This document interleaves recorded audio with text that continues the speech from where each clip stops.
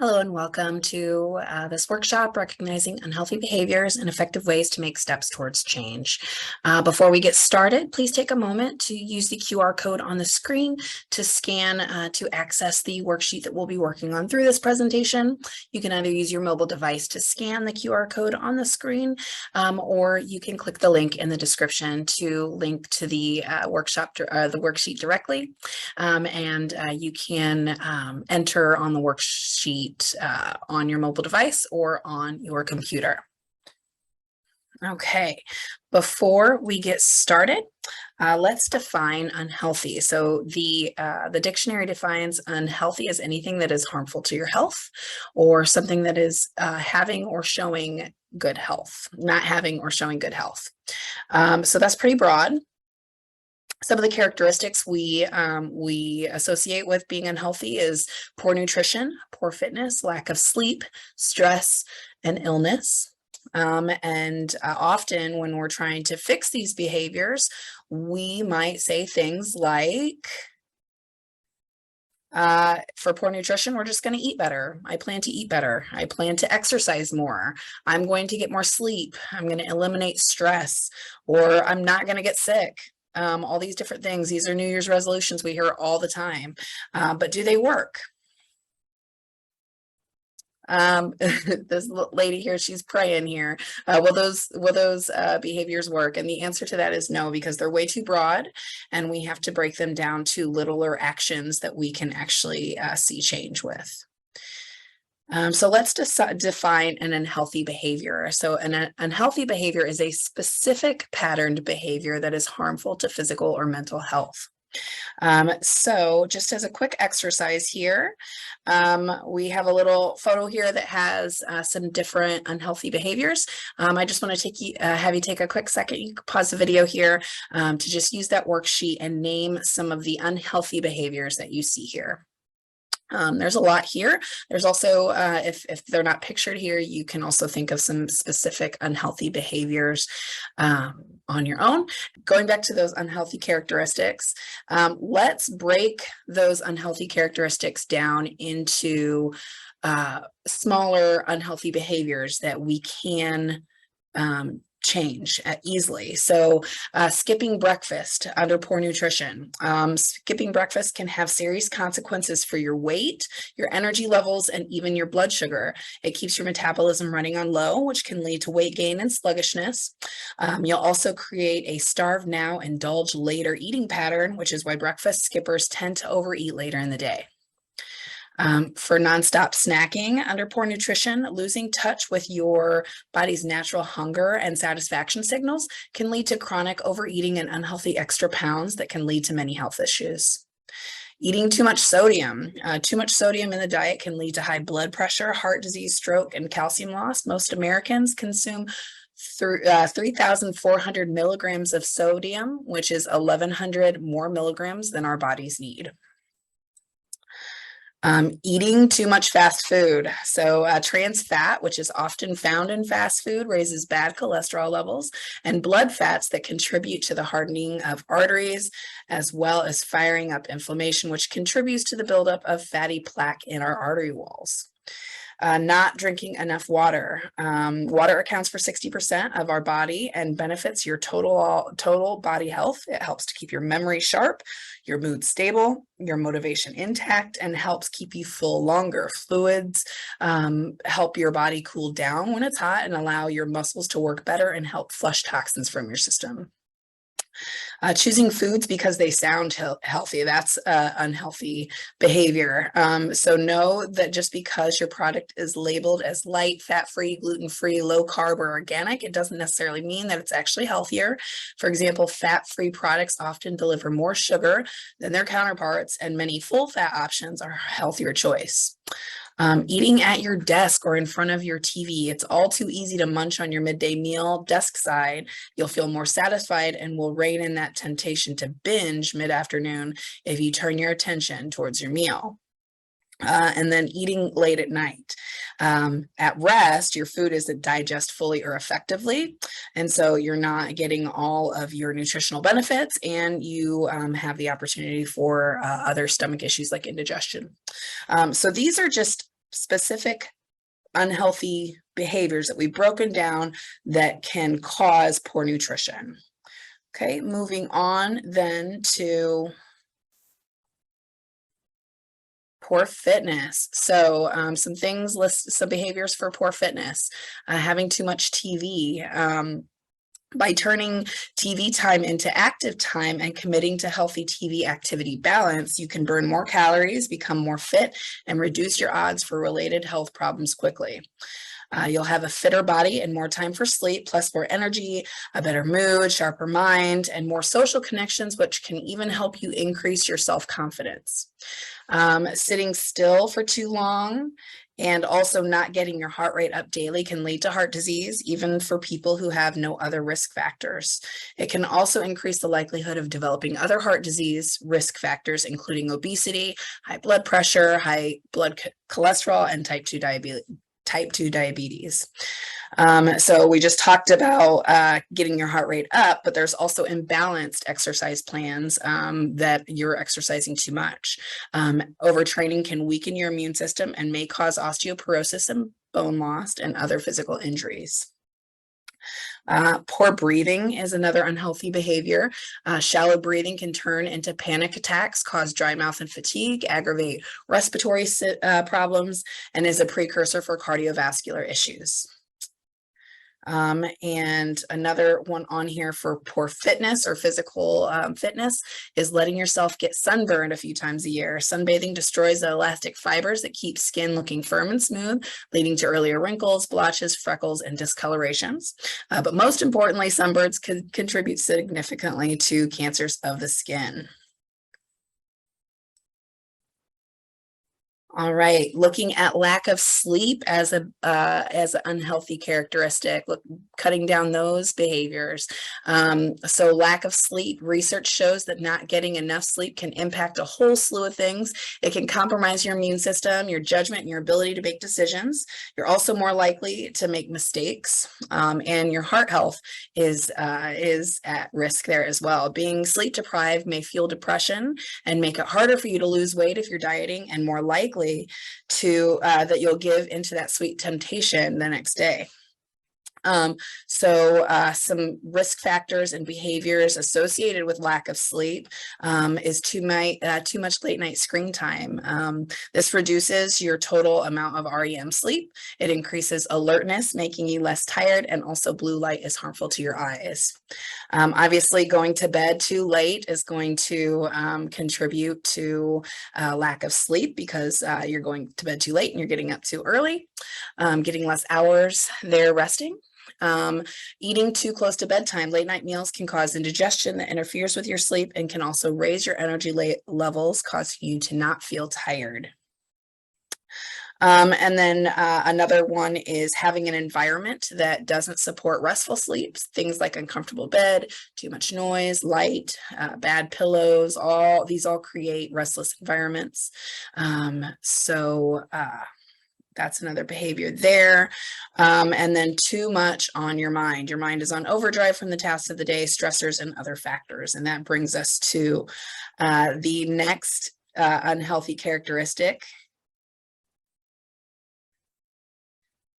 of stress. So stress is defined as anything that makes your body work harder over time. An unhappy lifestyle releases a cascade of stress hormones that increase your blood pressure and blood sugar, lowers your immunity, slow digestion, makes you feel downright mean.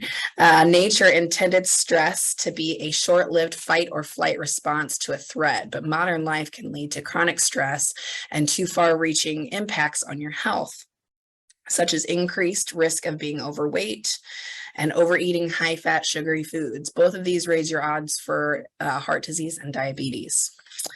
So some of these stress factors, and we aren't going to go too much into detail about some of the stress behaviors because we do have a specific stress workshop later this semester. But just going over some of these here, surrounding yourself with toxic people is a behavior that causes stress. Running away or distracting yourself from stressful situations rather than attacking those situations head on. Having a negative mindset, pessimism, it's a learned behavior. overthinking things, not just letting things go that are just easy, lack of social connection, friends and loved ones to fill your cup and provide you support. And then a lack of control over your finances. Money worries can have serious health consequences. In Rutgers University telephone surveys, responders said financial stress contributed to high blood pressure, depression, insomnia, headaches, digestion problems, aches and pains, ulcers, excessive smoking and drinking, and gaining or losing weight. So one reason why we put this towards the end is that these stress factors can actually contribute to all the other unhealthy characteristics that we've listed before.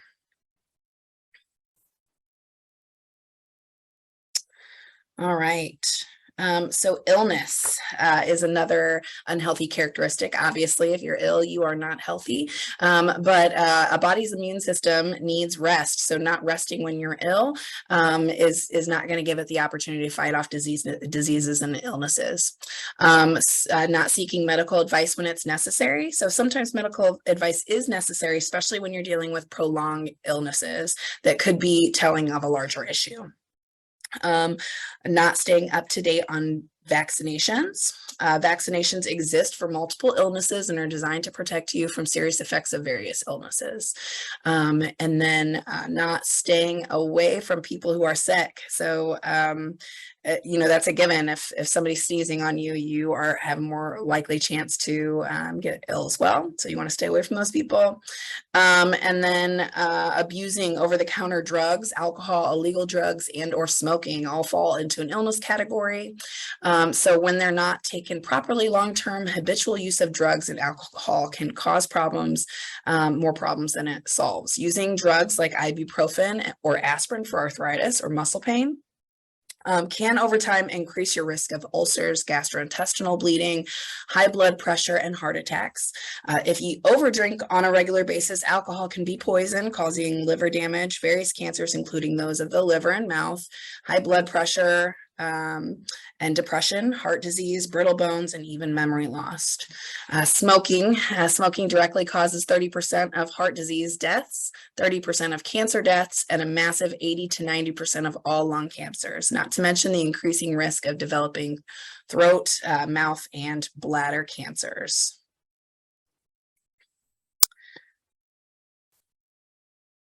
Okay, so we talked about the behaviors. How do we go about changing these behaviors? So there are 6 stages of change.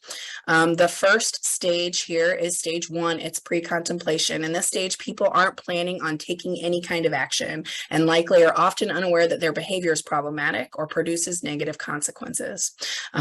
They often underestimate the pros of changing the behavior and place too much emphasis on the cons. So people prior to this presentation, we're probably in a pre-contemplation stage. Stage 2 is contemplation.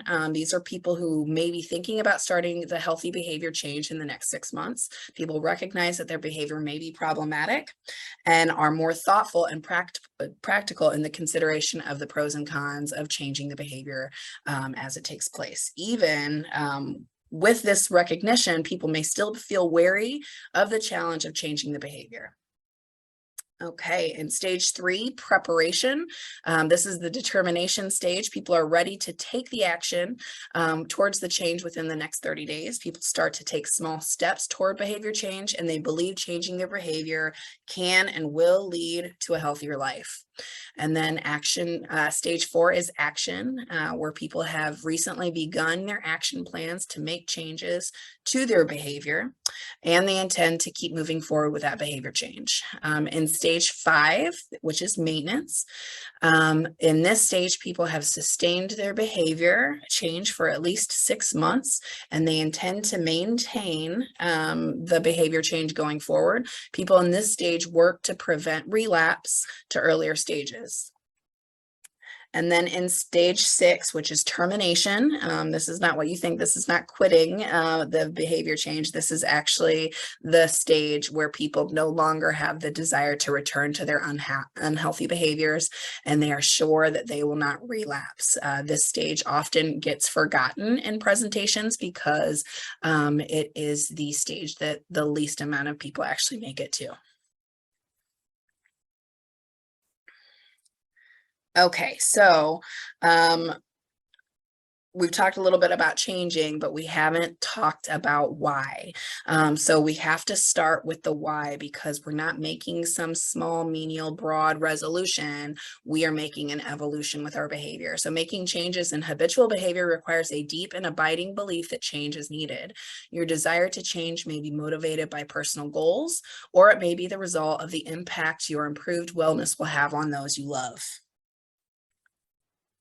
And Nietzsche said, he who has a strong enough why can bear almost any how.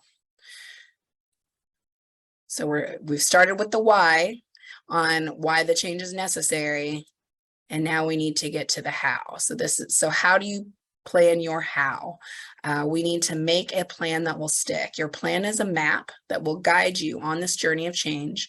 You can even think of it as an adventure. When making your plan, you need to be specific. So at this stage, with our why, we've determined we've made it to stage 2. Now we are at stage 3 with preparation. Still in preparation, we need to start small and be smart. So using our SMART goals, which are setting goals that are specific, measurable, attainable, relevant, and time-bound. So what does that mean? It means that what exactly are you trying to achieve is the specific goal, making sure that this goal is measurable, that we know how will you know that you've achieved the goal, and that it's attainable? Is it even possible to achieve it? And is it relevant? Does it contribute to your growth? And then is it time bound? When do you want to achieve this goal by? So after you've identified the realistic short-term and long-term goals, you got to break down these goals into small, manageable steps that are specifically defined and can be measured. Okay, now into stage 4, we are at action, but you only want to change one behavior at a time. Unhealthy behaviors develop over the course of time, so replacing unhealthy behaviors with healthy ones requires time. Many people run into problems when they try to change too much too fast. To improve your success, focus on one goal or change at a time. As new healthy behaviors become a habit, try to add another goal that works toward the overall change you're striving for.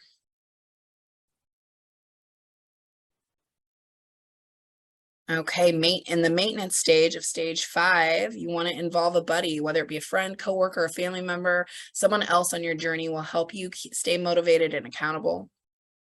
Perhaps it could be someone who will go to the gym with you, or someone who is also trying to stop your habit. Talk about what you're doing. Have someone with whom you can share your struggles and successes with, that makes the work easier and the mission less intimidating. Okay, so it is time to go ahead and start on our exercise. Once again, I've put that QR code there on the screen if you want to scan that so that you can access the worksheet. Once again, the link is also in the description here.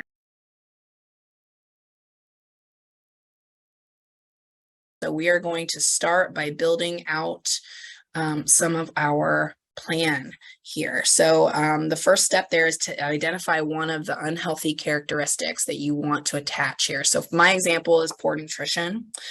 So we're going to list poor nutrition at the top of that worksheet there, or any of the other behaviors that you want to attack. And then identify one unhealthy behavior contributing to that characteristic. So my example is not drinking enough water. I drink about 0 ounces of water a day. Most of my water is consumed through coffee.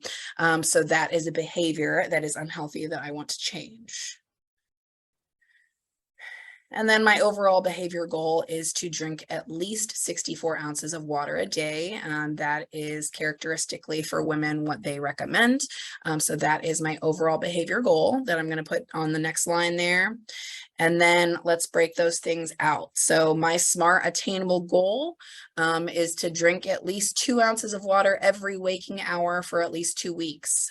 So that's going to bring it up to about 24 ounces a day in my 14-hour day. which is more than 0. So it's an improvement.